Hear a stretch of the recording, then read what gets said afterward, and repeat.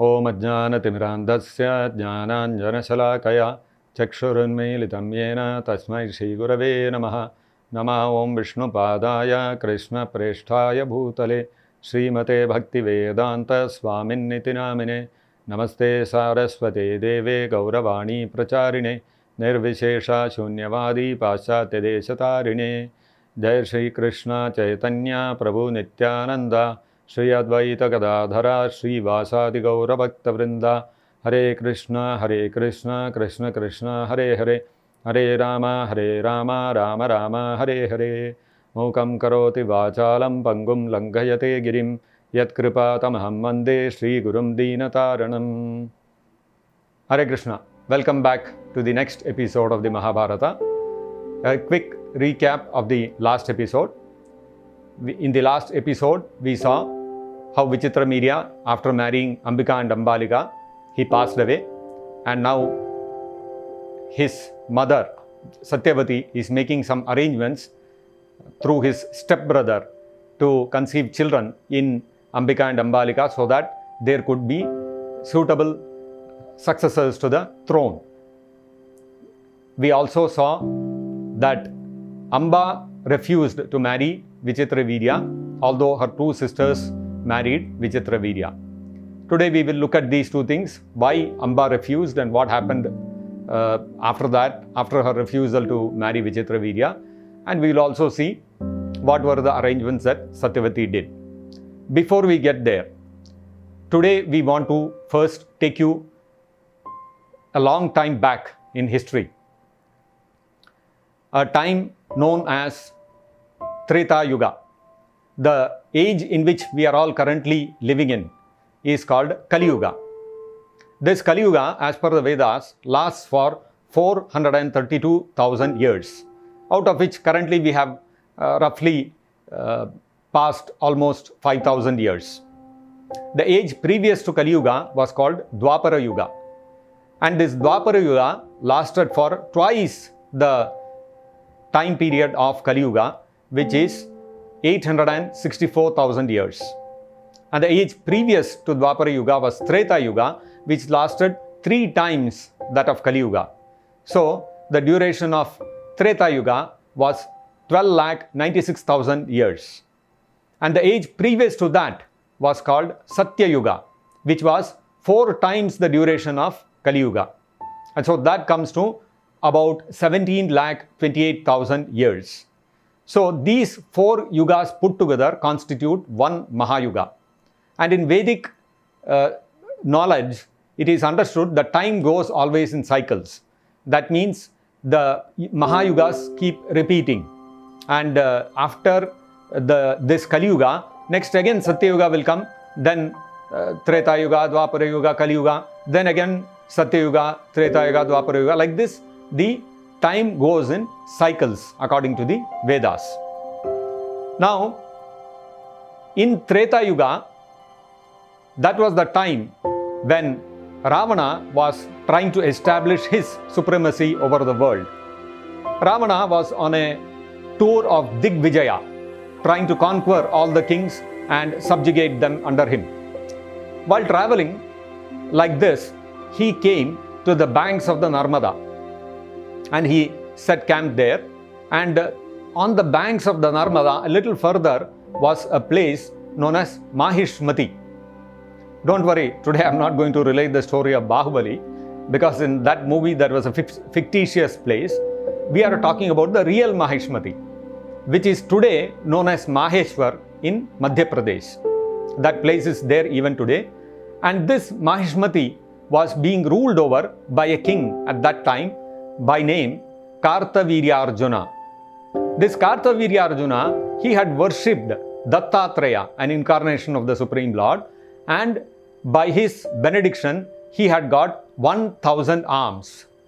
While Ravana was Dashagriva, he had 10 heads. Kartaviryarjuna had 1,000 arms. This Kartaviryarjuna, while Ravana was setting camp on the banks of the Narmada, Kartaviryarjuna came to sport in the waters of the Narmada along with his queens. And while playing in the waters of the Narmada, very playfully with his arms, he stopped the flow of the water of the Narmada. Because of that, what happened? The water flooded into the camp of Ravana. And Ravana was very arrogant. He was very puffed up because of his immense prowess. He was so powerful that even the Devatas would tremble in front of him. Naturally, when he saw that his whole camp had got flooded with water, he got angry.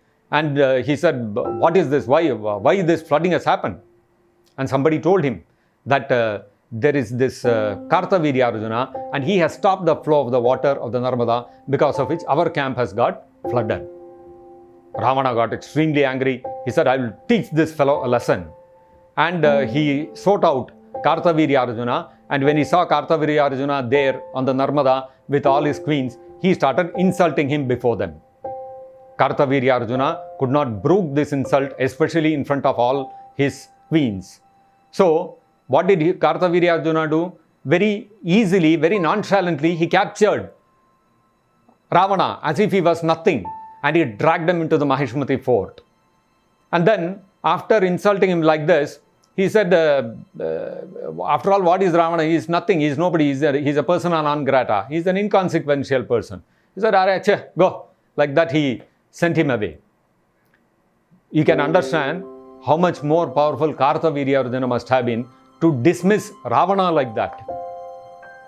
So this Kartavirya Arjuna, while once he was roaming in the forests surrounding Mahishmati, he came across a hermitage of a sage known as Jamadagni. So this Jamadagni sage, he happened to have a Surabhi cow. A Surabhi cow is a celestial cow, which of course nowadays you don't find. It's not very commonly seen. It's a very rare celestial cow which Jamadagni Muni happened to possess. And this Surabhi cow's speciality is such that any desire you go and express before the Surabhi cow, it will immediately fulfill that wish. It was a Kamadhenu, wish-fulfilling cow. When Kartavirya Arjuna saw this, he became very envious. He was himself very puffed up and arrogant because of his prowess. He was so powerful that even Ravana was nothing in front of him. So he thought, I am the king here. So everything that is best in the kingdom should belong to me. And so by force he grabbed that Surabhi cow and took it away with him. And Jamadagni Muni, being a simple rishi, there was nothing much he could do to protest. And so he kept quiet. After a short while, Jamadagni Muni's son, who had gone to the forest, returned. And when he heard this news, Jamadagni's son became very angry. He became infuriated that how can somebody do this to a sage? This king has lost his senses. He needs to be taught a lesson. So he immediately picked up a bow and a quiver of arrows and a shield to protect himself and his personal weapon called the Parashu. It was an axe. By now, you must have guessed who this is. This was Parashurama, an incarnation of the Supreme Personality of Godhead. There are different types of incarnations. Vishnu himself is an incarnation known as Purusha Avatara. Generally, people think Vishnu is the source of all incarnations, but the reality is, according to the Shastras, Vishnu himself is an incarnation known as Purusha Avatara. And there are three forms of Vishnu. The Mahavishnu or Karanodakasai Vishnu, Garbhodakasai Vishnu and Kshirodakasai Vishnu or the Paramatma. These are the three forms of the Purusha Avataras or the Vishnu Avataras. Then there are Shaktyavesha Avataras, living entities who are empowered to carry out some superhuman activities. Like for example, Vyasadeva is a Shaktyavesha Avatara. He is the literary incarnation of the Supreme Personality of Godhead, and he compiled the entire Vedas, which is humanly impossible for one person to do. But he did it because he was an incarnation of the Supreme Lord. He was empowered by the Supreme Lord to carry out this task. Similarly, Prithu Maharaj was another Shaktyavesha Avatara. And Narada Muni is another Shaktyavesha Avatara to spread devotional service. So this is one kind of incarnation. Then there are Yuga Avataras. For each Yuga, Satya Yuga, Dwapara Yuga, Treta Yuga, Kali Yuga, there is one special Avatara for each of those ages, which is known as Yuga Avatara. Then there are Leela avatars, incarnations that the Lord takes to exhibit some specific pastime. Like there is the incarnation of the fish, Matsya avatara, or there is Kurma avatara, the incarnation of the tortoise. These are all Leela avatars. Then there are Manvantara avatars. In there are different Manus, and Manu is the name of a post, and different people occupy this post. Generally, the term of one Manu will be approximately 71 and a half Mahayugas. So that's the duration of one Manu. So like that, there are many Manus who come during the duration of the life of Brahma. Therefore, these are called Manvantara avatars. Like this, there are many incarnations. So one question for all of you. What kind of incarnation do you think Parashurama is? Type your answers into the comments box. In a short while, we will you will come to know what kind of avatara Parashurama is. So this Parashurama, he set out on foot with just this one bow, a quiver of arrows, a shield and one axe. And within a short while he caught up with Kartavirya Arjuna's team, and they were entering the fort of Mahishmati. And when Kartavirya Arjuna saw this brilliant personality coming in the distance, he could make out that this must be Jamadagni's son Parashurama, and he must be coming to fight with me to take back the Surabhi cow. So what did Kartavirya Arjuna do? Kartavirya Arjuna sent his army to tackle Parashurama. Parashurama was all alone. And the army in those days used to consist of something known as an Akshauhini or a phalanx, which consists of 21,870 chariots pulled by horses, an equal amount of elephants, then an additional 109,650 infantry, and to top it all, 65,600 cavalry. All these put together constitutes one Akshauhini. Now imagine how many Akshauhinis Kartavirya Arjuna would have sent to deal with one single person, Parashurama. Maybe quarter Akshauhini could have done the job. Maybe half an Akshauhini, or maximum one Akshauhini. Kartavirya Arjuna sent 17 Akshauhinis to deal with Parashurama. And what happened? It is described that when Parashurama came across the 17 Akshauhinis of the army, he started fighting with them at the speed of the mind. Now imagine the speed of the mind. If I say New York now, immediately your mind will transport you to New York. And if I say London, immediately your mind will be in London. That's the speed at which the mind travels. Within a fraction of a second, the mind can travel thousands of kilometers. Parashurama started fighting at the speed of the mind, and left, right and center, there were hands, legs, severed heads, and there was a river of blood flowing. And the Vedas state that after some time, Parashurama started fighting at the speed of the wind. Now, speed of the wind is lower than the speed of the mind, but still, the speed of the wind is also no less. Why would Parashurama switch over to a lower speed? Because after fighting for some time at the speed of the mind, Parashurama felt a little tired.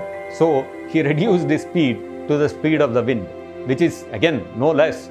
And within a short time, he completely routed the army of Kartavirya Arjuna. And then Kartavirya Arjuna personally had to come out, and he came with 500 bows and simultaneously releasing 500 arrows at Parashurama. Parashurama had only one bow and he could fit only one arrow on it at a time. But still, the speed of Parashurama was such that in no time he cut off all the bows of all the 500 bows of Kartavirya Arjuna, and he cut off all the hands of Kartavirya Arjuna also. And then very quickly he vanquished Kartavirya Arjuna. Such was the prowess of Parashurama that highly powerful Kartavirya Arjuna, who very easily defeated Ravana, even he was no match for Parashurama. Why? Because Parashurama was no ordinary person. He was a Shaktiyavesha incarnation of the Supreme Personality of Godhead. So those of you who got that answer right, give yourself a pat on the back. Now, we pause this here and we will come back to Hastinapura. In Hastinapura, what had happened? While Ambika and Ambalika married Vichitravirya, Amba had thought when she was being brought to Hastinapura, Bhishma is going to marry us. And so she had given her heart to him. And when she was offered to marry Vichitravirya, she refused and she said, I want to marry Bhishma Dev. But Bhishma Dev, as we all have seen, had taken the vow of Brahmacharya. He told her, my dear lady, I am sorry, it is not possible for me to marry you. Actually, according to the Kshatriya codes, if any woman were to approach a Kshatriya and request him to marry her, he cannot refuse. But Parashurama was bound by his vow of Brahmacharya and therefore he could not follow this principle. It was not required for him to follow. When Bhishma Dev explained this, Amba was not in a mood to listen. She was adamant. Bhishma Dev was also not going to budge because he was also firmly determined. Now Amba is also Kshatriya princess. She is also no less determined. So she thought, somehow or the other, I want to marry Bhishma Dev. What to do? Now Bhishma Dev is not listening. So she thought, let me go to the guru of Bhishma Dev, who taught Bhishma Dev the art of warfare. If guru tells, disciple has to follow. Especially in those days, the guru-disciple relationship was so strong, the disciple could never disobey the command of the guru. So she approached the guru of Bhishma Dev and explained her position to him and said that she had given her heart to Bhishma Dev, but Bhishma Dev was refusing to marry her.